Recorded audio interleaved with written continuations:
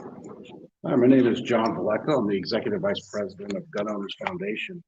And we're here in the Mryland State House across the room from where George Washington handed over his resignation to Congress, and in the new displays honoring two great Americans, Frederick Douglass and Harriet Tubman.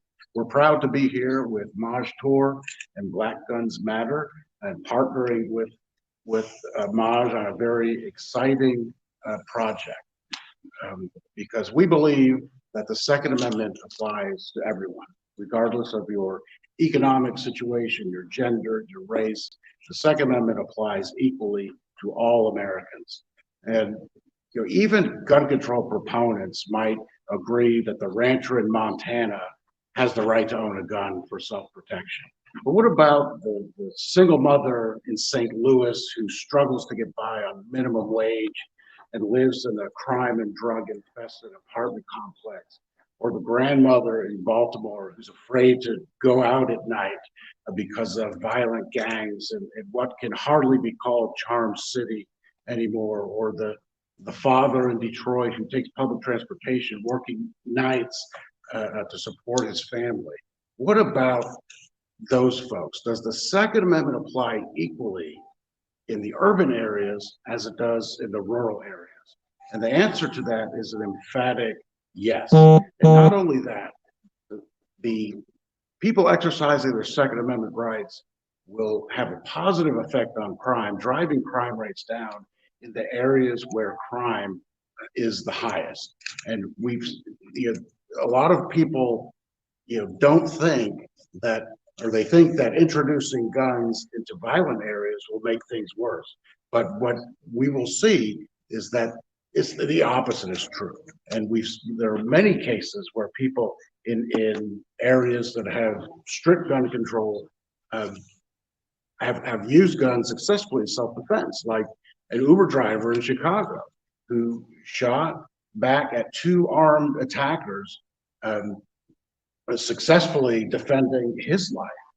Or the 55-year-old woman in Detroit who was on her way to church with her father and her family and was attacked in her own driveway, and she was able to retrieve a firearm and fatally shot her attacker. Or there's one, and I have a quote, if I could read it here, from a local news outlet in New Orleans. It says that 1 second, a gun is in his face and a man is demanding he give up his car. The next second, a would-be victim of yet another carjacking in New Orleans reaches for his own gun, turns and puts 2 rounds into the attempted robber. Bleeding, the unknown suspect runs off into the night.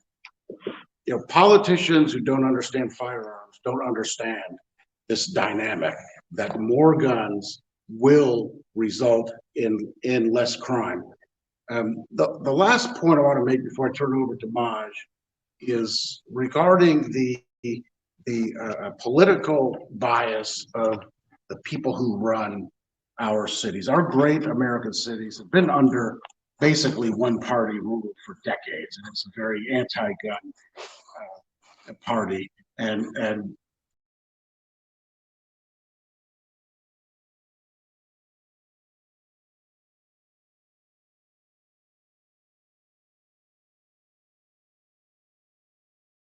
was a great patriot, a Christian, Republican, who risked her life so that others could be free.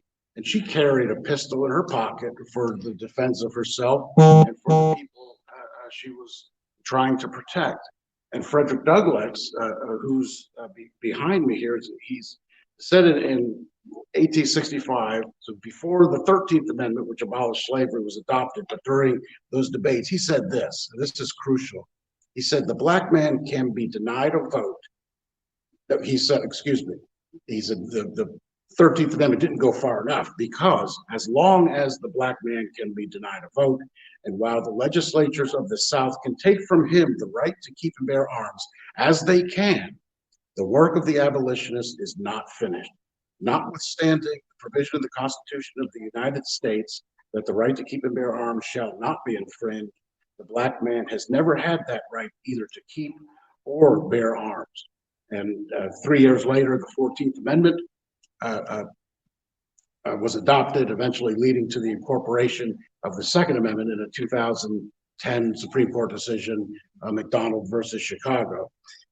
Still, in the face of a constitutionally protected right, in the face of the protections of the 14th Amendment, and Supreme Court decisions guaranteeing our right to keep and bear arms, our cities still have the most restrictive gun control policies in the country. And that's why Gun Owners Foundation is excited to team up with Black Guns Matter, Maj Toure, because we want to take this message right into the inner cities. And we have a list of 10 cities, starting with Baltimore and Detroit and St. Louis, where we're going to take this message of freedom and that every person has that right to defend themselves, but it's been denied to so many people for so long.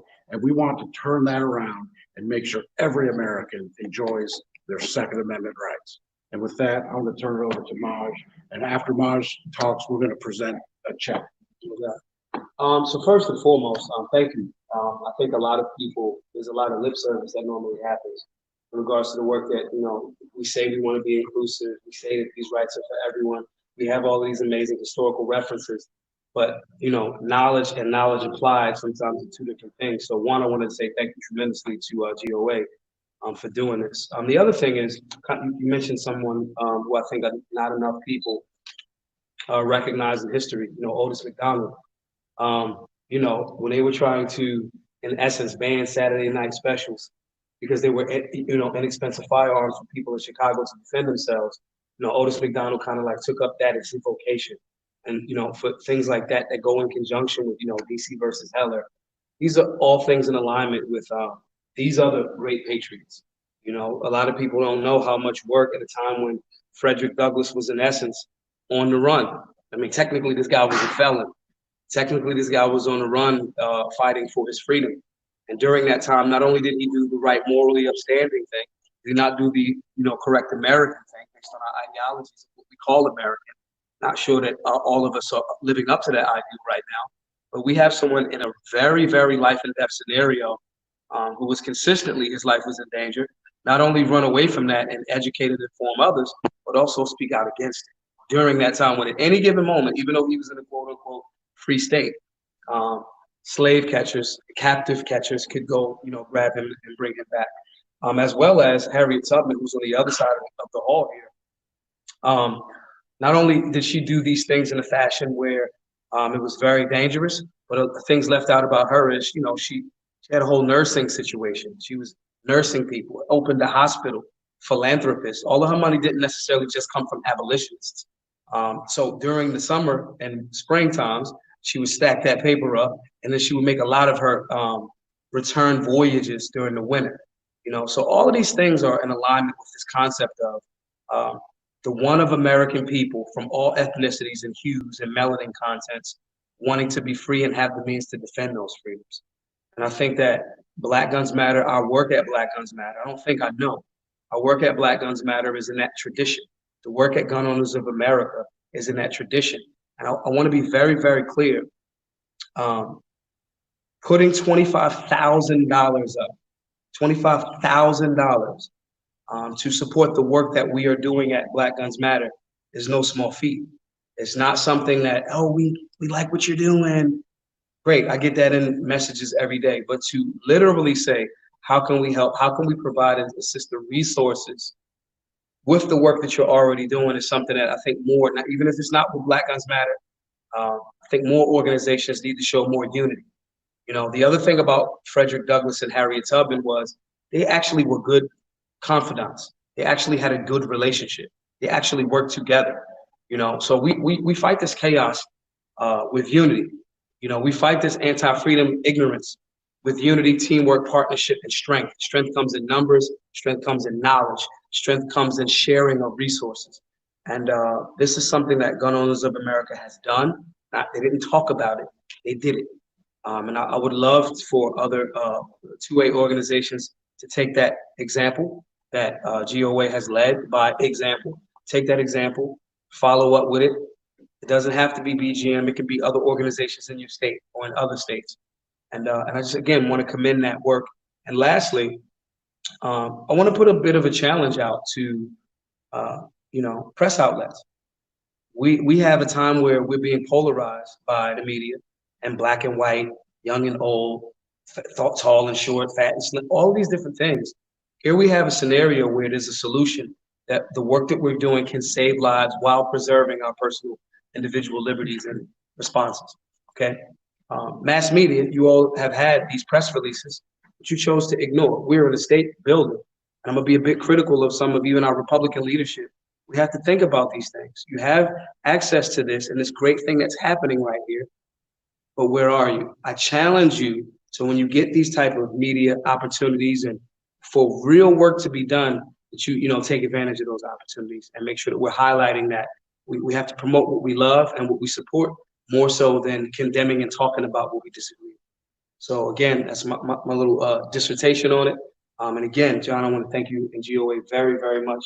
And I want to mention, yeah, and I want to say we want to put our money where our mouth is. No doubt. Because we are in this for the long term. It's a $25,000 check to get this project started, and we're hopeful that a lot more people will come on board because, as I mentioned earlier, our cities have been under one party rule for so long, but when people begin to exercise their Second Amendment rights, they're going to stop voting for people who want to take that right away. Correct. Then our cities will become more free, but not only that, equally important, they will become more safe. And that's what this is all about. So we are excited to start this project with you, and we are jumping in with all of our enthusiasm. And we know that our members, our GOA and Gun Owners Foundation members, are going to be behind this because they see how crucial it is to reach out across the political spectrum, because the Second Amendment isn't about Republican or Democrat, Libertarian. The Second Amendment is for all Americans. Correct. Thank you, brother. Thank you. We're gonna do the awkward pause. The awkward pause, sorry.